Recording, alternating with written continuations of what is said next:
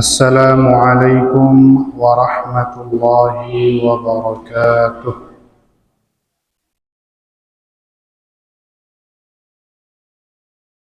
الحمد لله رب العالمين وبه نستعين على أمور الدنيا والدين والصلاة والسلام على أشرف الخلق أجمعين نبينا محمد وعلى آله وأصحابه ومن تبعهم بإحسان إلى يوم الدين. أشهد أن لا إله إلا الله وحده لا شريك له وأشهد أن محمدا عبده ورسوله لا نبي بعده. سبحانك لا علم لنا إلا ما علمتنا إنك أنت العليم الحكيم. اللهم إنا نسألك علما نافعا ورزقا طيبا وعملا متقبلا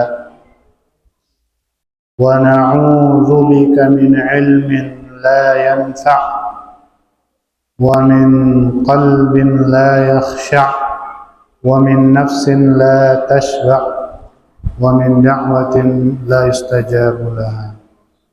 Ma'asyiral muslimin, jamaah, bapak-bapak, ibu-ibu yang semoga dirahmati Allah. Bersyukur kita kepada Allah Subhanahu wa taala yang mana pada malam hari ini Allah memberikan kita karunia dan nikmat-Nya hingga kita dapat berkumpul di salah satu rumah dari rumah-rumah Allah yang Allah mengatakan, yang Rasulullah SAW pernah mengatakan, afdalul biqa'i ilal ardi afdalul biqa'i fil ardi masajiduha. Sebaik-baik tempat yang paling mulia di permukaan bumi ini adalah masjid-masjid Allah Subhanahu wa taala. Baliknya, wa aqbahul biqa'i fil ardi aswaquha, dan seburuk-buruk, sejelek-jelek tempat di muka bumi ini yaitu pasar. Kenapa demikian? Karena di pasar itu tempatnya urusan dunia, kemudian transaksi-transaksi bisa terjadi di dalamnya, entah itu yang halal dan kebanyakan juga yang haramnya, penipuan, pencopetan, ya, jambret. Makanya pasar merupakan tempat seburuk-buruk di atas muka bumi.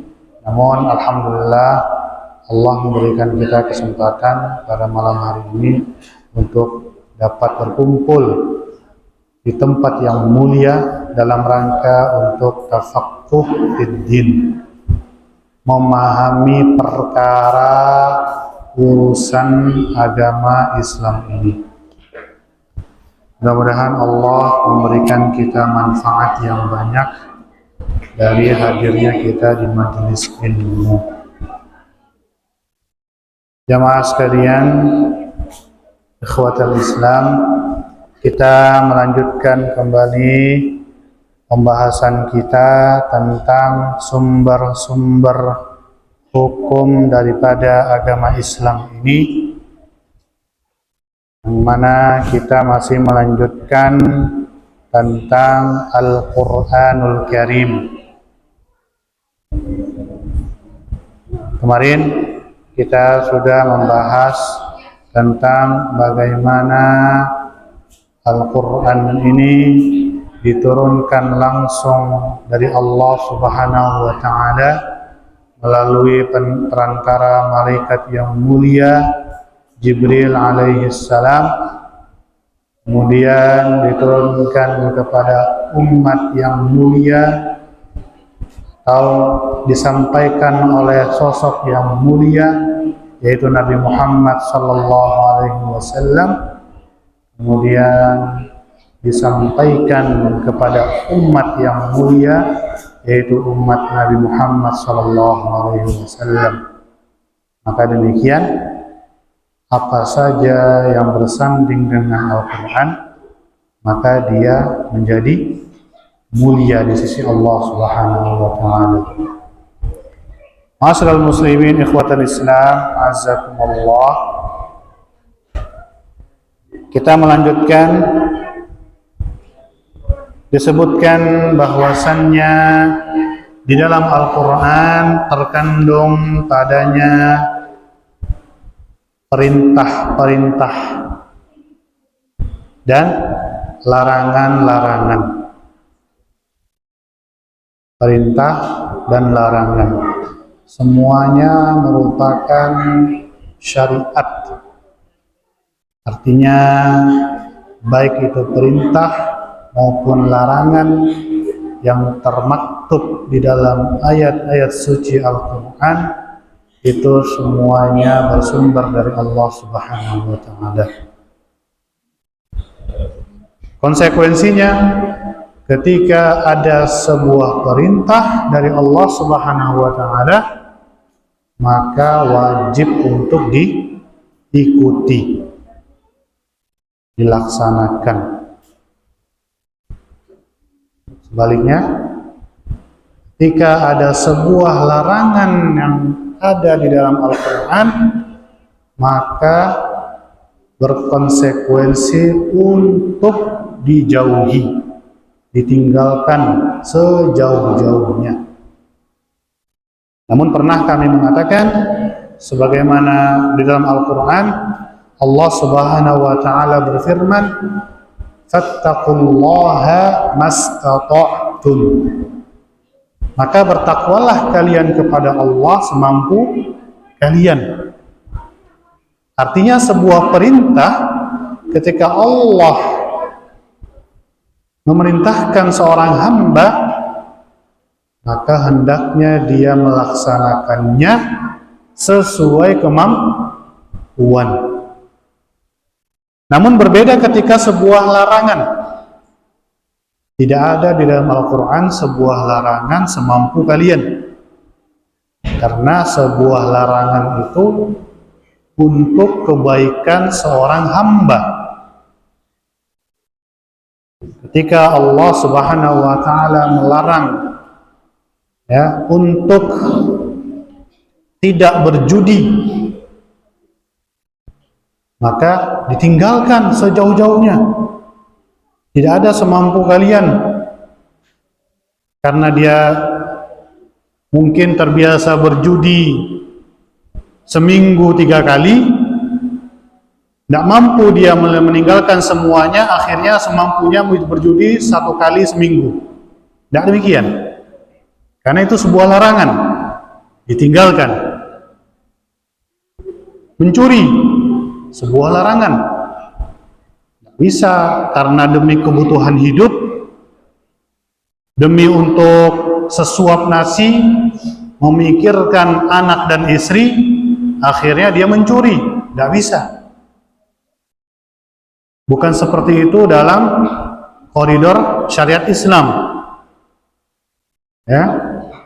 Berbeda halnya ketika sebuah perintah. Allah memerintahkan kita salat berpuasa. Maka ketika salat, laki-laki berjamaah di masjid, tiba-tiba hujan lebat, maka salatnya di rumah. Tidak mampu dia ke masjid, sakit, salatnya di rumah. Tidak mampu dia berdiri salat, maka dia salatnya duduk. Hukum wajibnya berdiri, namun karena dia tidak mampu berdiri, maka dia duduk. Sama halnya ketika berpuasa. Allah memerintahkan laki-laki baik manusia, seorang muslim baik laki-laki maupun wanita yang sudah baligh, berakal, wajib dia berpuasa.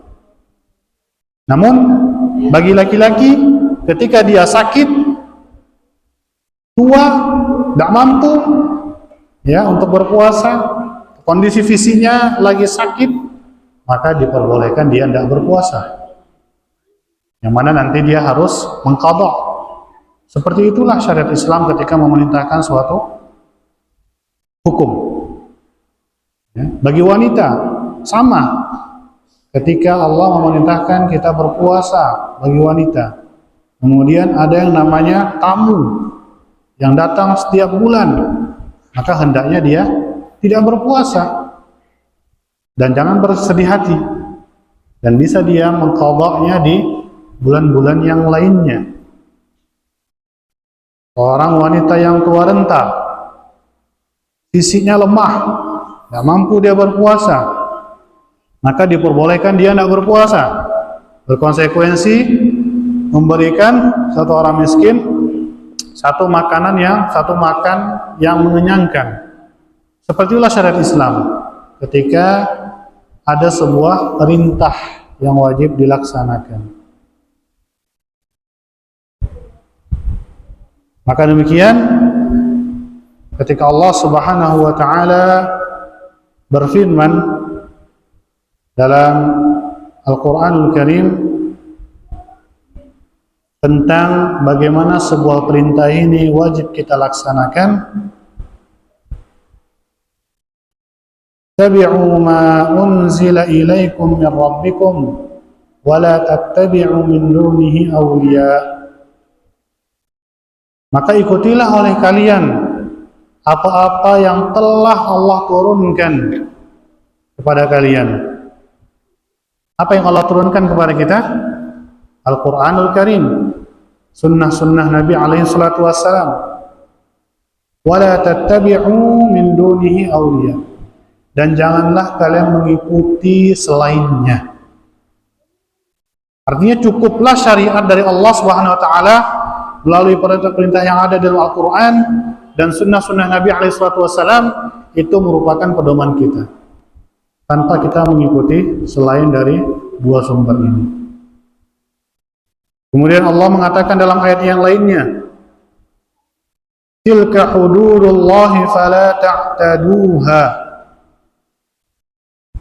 Dan yang demikian itu merupakan batasan-batasan yang Allah telah gariskan.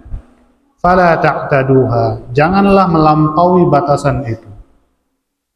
Nah, ini berkonsekuensi atas apa? Larangan. Yang pertama perintah, yang kedua larangan. Ada batasan. Kita perkara di dunia saja pun punya batasan-batasan. Ya, negara kita NKRI ada batasan-batasan. Ya. Tidak boleh kita melampaui batasan ke wilayah negara tetangga kecuali ada izin. Makanya kita masuk ke sebuah negara itu butuh paspor, ya. Kita diminta visa. Itu batasan-batasan sebuah kedaulatan atau kedaulatan sebuah negara. Hendaknya kita mengikuti aturan itu. Apalagi batasan-batasan Allah Subhanahu wa taala, rajanya segala raja, pemilik alam semesta. Ketika Allah Subhanahu wa taala telah menggariskan sebuah batasan-batasan, hendaknya kita sebagai orang yang beriman tidak melampaui batasan-batasan Allah Subhanahu wa taala. Allah menerangkan, ya, bagi mereka yang melampaui batasan-batasan itu, وَمَنْ يَتَعَدَّ حُدُودَ اللَّهِ فَأُولَئِكَ هُمُ الظَّالِمُونَ. Dan barang siapa yang melampaui batasan-batasan Allah, maka merekalah orang-orang yang zalim. Jadi pengertian zalim itu tidak terbatas antara manusia dan manusia, antara hamba dengan hamba, ada sebuah perbuatan zalim yang mana itu antara hamba dan Rabbnya. Ini salah satunya. Ketika seseorang berani melakukan perbuatan haram, maka sama saja dia telah berbuat zalim kepada siapa? Allah Subhanahu wa taala. Dan perbuatan zalim merupakan kegelapan baik di dunia maupun di akhirat. Ikhwatal Islam, asal muslimin, azzakumullah. Itu bagaimana Allah menekankan di dalam Al-Quran tentang sebuah perintah-perintah yang ada di dalam Al-Quran dan sebuah larangan-larangan yang ada di dalam Al-Quranul Karim. Perintah sangat banyak sekali, ya. Bentuk-bentuk perintah yang ada di dalam Al-Quran itu kalau ditinjau dari sisi bahasa, ya, bahasa Arab, itu bentuknya fi'il amr, kata perintah. Lakukanlah, salatlah, tunaikanlah. Nah, itu bentuk-bentuk perintah. Ketika Allah ingin menyeru kepada orang-orang yang beriman, ya ayyuhalladzina amanu kutiba alaikumussyam. Ya, ini sebuah perintah. Wahai orang-orang yang beriman, telah diwajibkan atasmu puasa. Allah memanggil lagi orang-orang yang beriman. Ya ayyuhalladzina amanu aufu bil uqud. Wahai orang-orang yang beriman, tunaikanlah janji-janji. Jadi perintah ini. Tunaikanlah janji, sebuah perintah dari Allah SWT. Ya ayyuhalladzina amanu kutiba alaikumul qisas fil qatla. Wahai orang-orang yang beriman, telah diwajibkan atas kalian apa? Qisas. Tahu qisas? Qisas itu sebuah praktek dalam syariat Islam ketika nyawa seseorang dirampas tanpa hak alias dibunuh, maka ahli waris keluarga berhak untuk apa? Mengqisas. Itu dalam tinjauan syariat. Ahli waris berhak diberikan pilihan. Yang pertama, nyawa dibalas nyawa. Yang kedua, nyawa dibalas dengan diat. Diatnya itu 100 ekor unta. Kalau misalkan dia akhirnya ahli waris tidak, karena dia sudah terbunuh dengan sengaja, maka kami tidak akan qisas. Namun sebagai tebusan bayar 100 ekor unta. Nah, berapa satu ekor unta? Yang mahal. Nah, itu dinominalkan. Dikalikan 100. Itulah diat darah seorang muslim yang ditumpahkan tanpa hak. Ya. Kemudian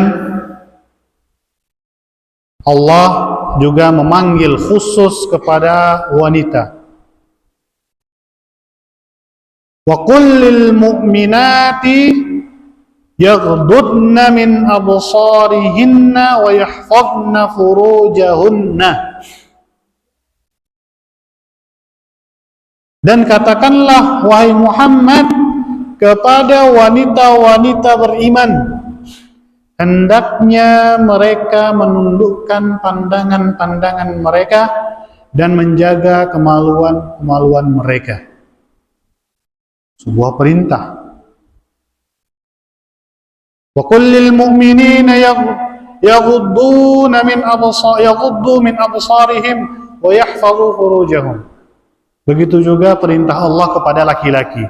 Hendaknya mereka menundukkan pandangan mereka dan menjaga kemaluan-kemaluan mereka.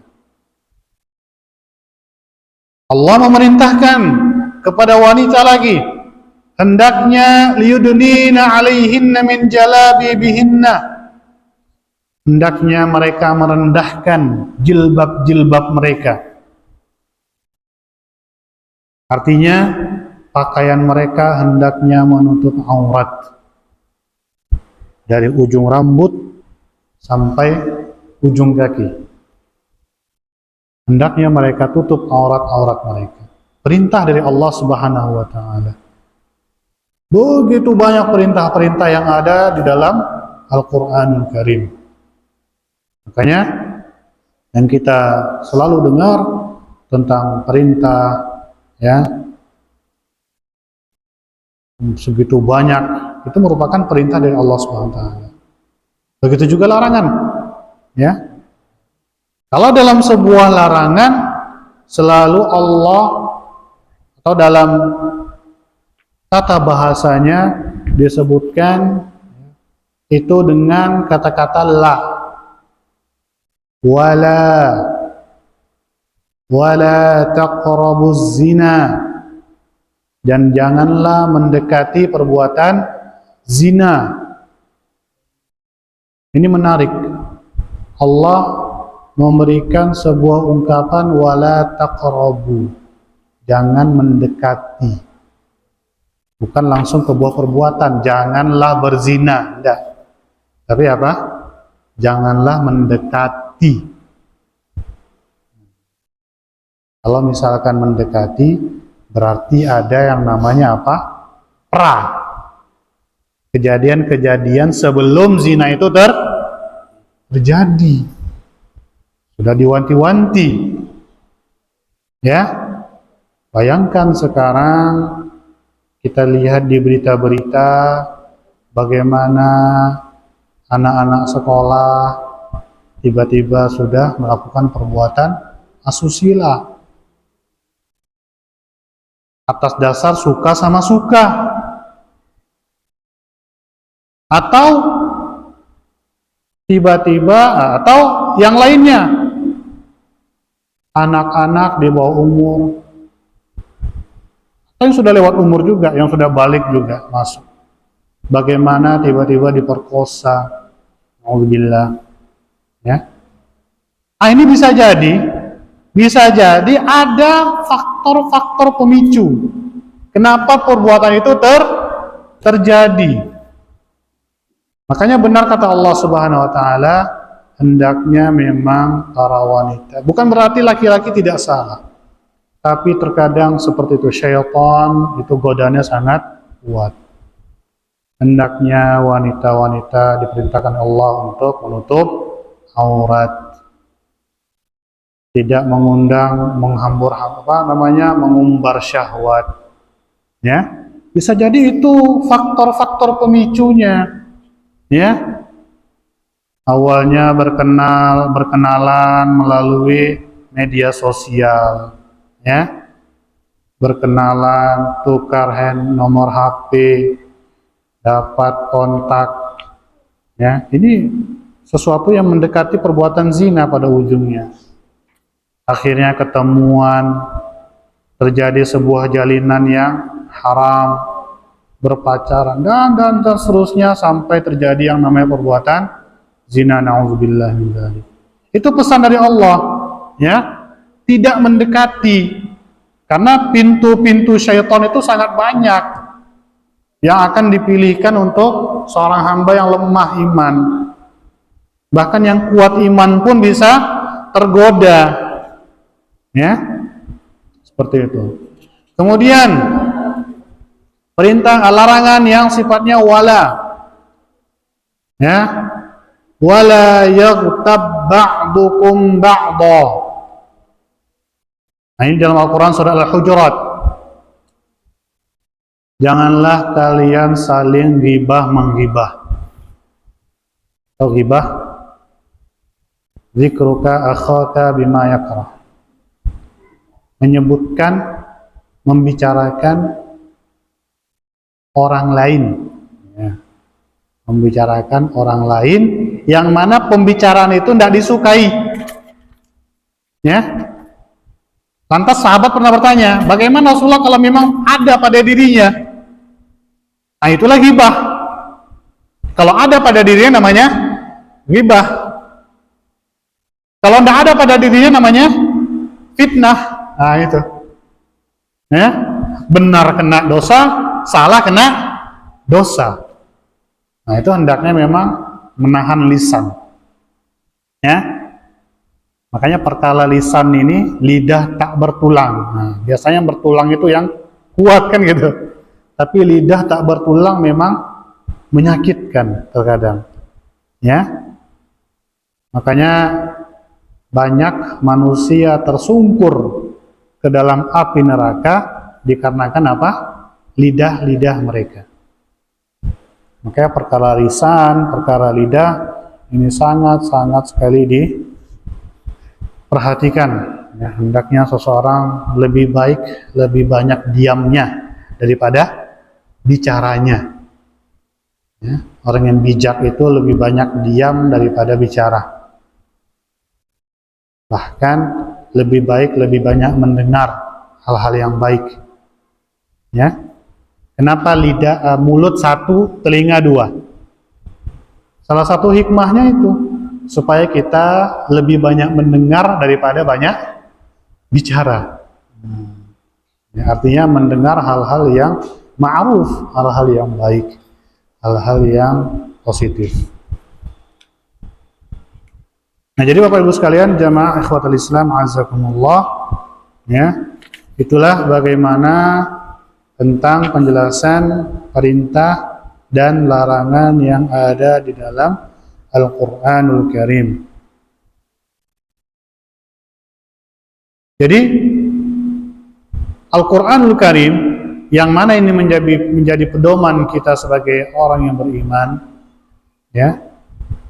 Allah pernah menjelaskan bagaimana umat dahulu mereka ketika diberikan kepada mereka Al-Quran, disampaikan wahyu-wahyu dari Allah, itu orang-orang dahulu, kuffar Quraisy, itu mereka menolak, ya, menolak kebenaran Al-Quran. Jadi cerita sedikit bahwasannya kenapa di zaman Nabi Muhammad SAW itu Allah menurunkan mukjizat Al-Quran. Dan kenapa di zaman Nabi Musa alaihissalam Allah menurunkan mukjizat kepada Nabi Musa itu apa? Tongkat menjadi ular. Nah, kenapa demikian? Ya, jadi Allah menurunkan mukjizat. Mukjizat itu kalau dalam bahasa Arab sesuatu yang bisa melemahkan, mematahkan kehebatan kaum pada saat itu. Allah tunjukkan supaya dikalahkan semuanya. Di zaman Nabi Musa alaihissalam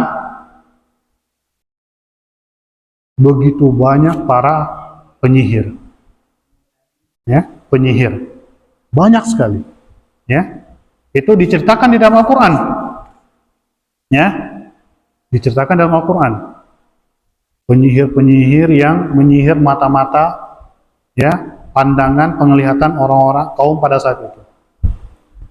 Maka ketika Nabi Musa alaihissalam, ya, dihadapkan oleh para penyihir yang disewa oleh Fir'aun, ya, yang mana tali-tali mereka itu berubah menjadi ular yang ganas. Maka lantas pada momen yang sangat-sangat krusial Allah memberikan mukjizat kepada Nabi Musa alaihissalam, wa alqi 'asaka fa idza hiya talqafu ma yafikun, wa an alqi 'asak. Ini perintah dari Allah. Ketika Nabi Musa dan kaumnya Nabi Musa yang beriman, mereka mulai takut, gentar, ya, terhadap sihir-sihir yang telah dilakukan oleh orang-orang pada saat itu, para penyihir. Lantas Nabi Musa menunggu pertolongan dari Allah. Akhirnya Allah memerintahkan apa? Untuk melemparkan tongkatnya.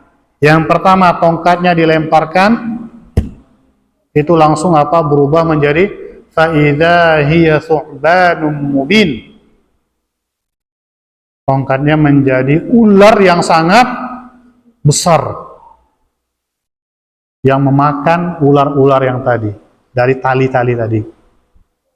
Nah, ketika orang-orang pada saat itu, para penyihir melihat tongkatnya Nabi Musa berubah menjadi ular yang besar, akhirnya mematahkan kehebatan mereka. Lantas mereka apa? Beriman kepada Nabi Musa alaihissalam. Itu salah satu tujuannya, hikmah.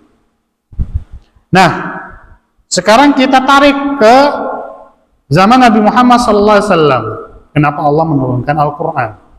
Yang mana memang mukjizat, ya. Karena di zaman Nabi SAW pada saat itu memang orang-orang itu jago, ya, syair, para pujangga semuanya, atau pujangga, ya, pandai merangkai kata-kata. Nah, ya, tapi kata-kata mereka ini mereka ucapkan, ya, sendinya itu bisa untuk memuji, bisa untuk mencela, ya, bisa berkabung. Jadi berbelasungkawa dengan kata-kata yang indah sekali, ya. Nah, itu sudah biasa, ya, di zaman Nabi Muhammad SAW. Ya, akhirnya ketika Al-Quran turun, kita ketahui bahwasanya Al-Quran itu mukjizat dengan rangkaian kata-kata yang sangat indah, yang bahkan mengalahkan keindahan sastra di zaman itu. Ada ilmu balaghahnya, ya, ada ilmu bayannya, badi'. Kalau bicara kita pelajari sastra Arab, itu semuanya itu ada termaktub di Al-Quran. Coba bayangkan, kita pernah tidak renungi dalam surat An-Nas bagaimana Allah memberikan menurunkan Al-Quran satu saja, yaitu surat An-Nas. Qul a'udzu birabbin nas, malikin nas, ilahin nas. Seperti itu. Nas, sin semuanya. Kemudian ada lagi qul a'udzu birabbil falaq min syarri ma khalaq. Seperti itu. Ya. Baru ditinjau lagi dari ilmu sastra yang lainnya. Alam tara kaifa fa'ala rabbuka bi ashabil fil lam yaj'al kaidahum fi tadlil. Itu banyak. Kita punya para pujangga di Indonesia. Nah, misalkan W.S. Rendra misalkan. W.S. Rendra, ya. Pujangga sastrawan Indonesia, ya. Kita tahu syair-syairnya. Apakah syair-syairnya bisa mengalahkan Al-Quran, artinya bisa sebanding? Tentu tidak. Dia memiliki keahlian, tapi Al-Quran mengungguli. Itu ambil contoh satu. Syair-syair begitu banyak, tapi apakah seindah dari apa yang Allah turunkan dalam Al-Quran? Tentu tidak. Belum lagi ketika di dalam ayat Al-Quran itu ada yang namanya keterkaitan antara satu ayat terakhir Al-Quran dengan surat yang baru. Ada keterkaitan, korelasinya. Ya subhanallah, kalau kita belajar bagaimana ilmu tafsir, ya, ulumul Quran, itu kita akan mendapati keajaiban yang luar biasa di dalam Al-Quran. Belum lagi ditinjau dari sisi mukjizat yang sebenarnya, ya. Bahwasannya ketika, karena mungkin saya ceritakan atau di tempat yang lain, salah satu ayat saja yang mana Allah katakan tentang dahsyatnya azab neraka, pedihnya azab neraka. Apa yang Allah katakan? kullama nadijat juluduhum baddalnahum juludan ghairaha liyadzuqul azab. Kondisi orang-orang yang diazab di api neraka ketika mereka terpanggang di dalam panasnya neraka, akhirnya kulit-kulit mereka terkelupas, terbakar, wali'adzubillah. Kemudian Allah ganti lagi dengan kulit yang baru. Seperti itu terus. Tujuannya apa? Liyadzuqul azab. Supaya terus-menerus merasakan pedihnya azab. Kita tahu permukaan kulit kita ini, kalau kita cubit, sakit ya. Sakit. Itu kulit yang luar ini.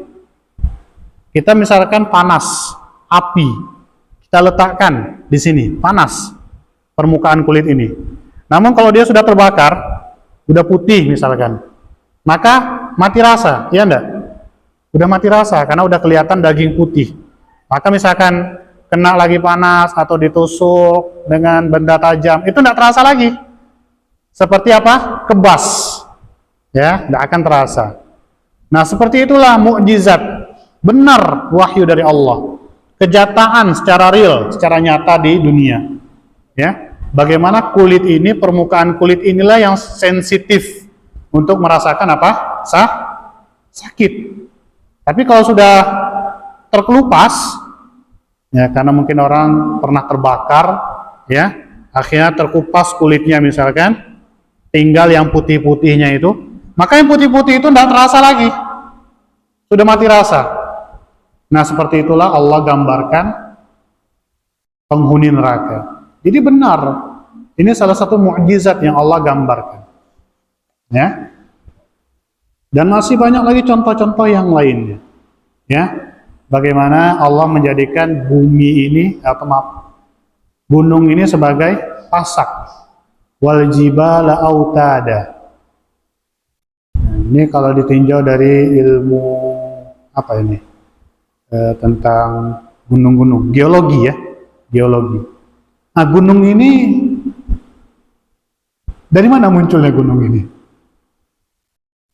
Apakah gunung ini muncul dari bawah meninggi? Tentu tidak. Ya, karena yang hanya muncul itu apa? Pohon, tumbuhan. Allah menggambarkan di dalam Al-Quran surah An-Naba, wal jibala autada. Dan kami jadikan gunung-gunung sebagai apa? Pasak. Tahu pasak ya, pasak bumi. Orang yang hobi berkemah, camping, itu ketika buat tenda, maka dia tancapkan apa? Pasak di tepi-tepi tendanya sebagai apa? Pengait supaya kuat, ya. Jadi ada pasaknya. Jadi bumi ini, gunung ini itu dari langit. Yang mana Allah tancapkan dari langit ke bumi. Dan ini benar sebagaimana sabda Nabi SAW, bahwasannya ketika Allah menciptakan bumi ini apa? Bergetar. Ya, bumi itu bergetar. Tidak stabil, bergetar. Maka Allah tancapkan apa? Gunung-gunung. Ya, Gunung Kerinci, Indonesia.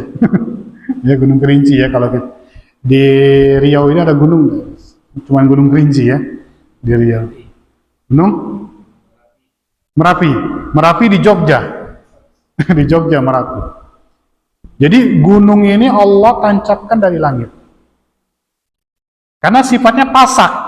Namanya pasak itu dari atas ke bawah. Ya, pasak. Tidak mungkin dari bawah ke atas.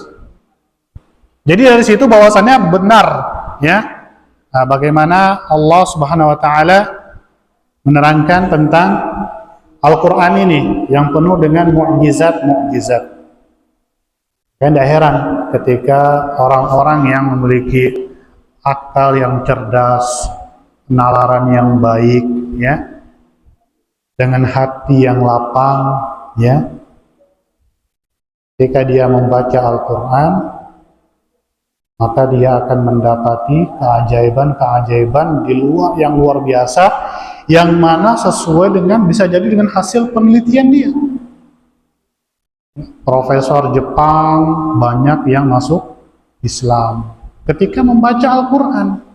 Bagaimana dalam Al-Quran itu sesuai dengan penelitian-penelitian ilmiahnya. Makanya tidak heran ketika banyak diberitakan tentang bagaimana dia masuk Islam, ya. Dari Al-Quran ini, ketika dia membaca dari sisi saintisnya, ya, dari sisi sains, ya, tidak ada bertolak belakang, ya. Jamaah ikhwatul Islam azakumullah, Allah Subhanahu wa taala berfirman tentang bagaimana di zaman dahulu mereka ketika Allah menurunkan Al-Qur'an tidak mempercayai, ya. Wa anihkum bainahum bima anzalallah wa la tattabi' ahwaahum wahdharhum an yaftinuka an ba'di ma anzalallahu ilaik. Ya. Ini perintah Nabi Muhammad, perintah Allah kepada Nabi Muhammad, hendaknya berhukum di antara mereka dengan apa yang Allah turunkan, yaitu Al-Qur'anul Karim, dan janganlah turuti hawa nafsu mereka. Karena terkadang hawa nafsu ini mengalahkan apa? Wahyu. Sudah jelas-jelas haram, karena ada hawa nafsu yang dituruti, maka menjadi halal. Kan gitu. Ya. Dicari cara supaya halal. Itu gara-gara hawa nafsu. Wahdharhum an yaftinuka an ba'di ma anzalallahu ilaik. Dan Allah mewanti-wanti, hati-hati terhadap fitnah mereka, ya, sebagian fitnah mereka terhadap apa yang Allah turunkan kepadamu. Ini Allah menggambarkan secara jelas bagaimana kondisi kaum Nabi Muhammad zaman dahulu, yang mana mereka meragukan apa? Al-Quran. Sekarang ada enggak? Banyak. Realitasnya di negara kita, ya, ada orang-orang yang ingin apa? Memutarbalikkan ayat Al-Quran sesuai dengan apa? Kehendaknya. Karena untuk kepentingan pribadinya, atau kepentingan kelompoknya, atau kepentingan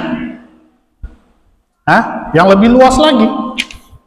Ya, pernah ditayangkan di sebuah televisi bahwasannya ada seorang dosen di salah satu universitas ternama di Indonesia, ya, yang mana beliau mengatakan, ya, tentang perempuan, perempuan muslimah boleh menikah dengan laki-laki kafir. Menurut dia apa? Boleh. Padahal sudah jelas-jelas di dalam Al-Quran Allah mengharamkan, ya. Wala tunkihul musyrikina hatta yu'minu. Dan janganlah engkau menikahkan, ini khitabnya untuk wali, dengan orang-orang musyrik sampai mereka beriman. Sudah jelas ayatnya. Namun ada di Indonesia ini yang menurut pendapat sesatnya membolehkan. Nah, ini ingin apa? Menghancurkan syariat Islam. Atau yang sekarang lagi ramai tentang bagaimana yang terjadi di Indramayu, ya kan? Yang lagi booming sekarang, yaitu Pondok Al Zaitun, ya. Bagaimana kita mengikuti perkembangannya, ya. Masa santri-santrinya diajarkan qala Rasulullah sallallahu alaihi wasallam fil Qur'anil Karim. Berkata Rasulullah SAW di dalam Al-Quranul Karim. Ini kan sesat. Al-Quranul Karim itu Allah berfirman, bukan Rasulullah yang bersabda. Dan kesesatan yang lain. Artinya sudah jelas, sudah nampak orang-orang mulai berani bagaimana mereka ingin mencampur adukkan antara kebudayaan dengan apa? Syariat. Mencampur adukan dengan hawa nafsunya terhadap syariat agama Islam ini, yaitu Al-Quranul Karim, ayat-ayat Al-Quran secara khusus. Kita tutup, fa in tawallaw fa'lam annama yuridullahu an yusibahum bi ba'dhi dzunubihim. Dan jikalau mereka berpaling dari ayat-ayat Allah, maka ketahuilah bahwasannya Allah ingin menimpakan musibah terhadap dosa-dosa yang mereka lakukan. Wa inna katsiran minan nasi la fasiqun, dan kebanyakan manusia itu mereka fasik. Baik, mungkin sampai sini pembahasan kita. Mudah-mudahan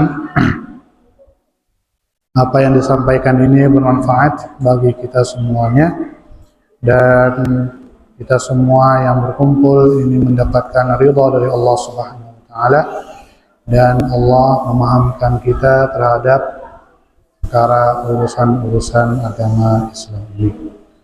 Allahu waliyut taufiq ila aqwamit thariq. Akhiru da'wana alhamdulillahi rabbil alamin. Wassalamu alaikum warahmatullahi wabarakatuh.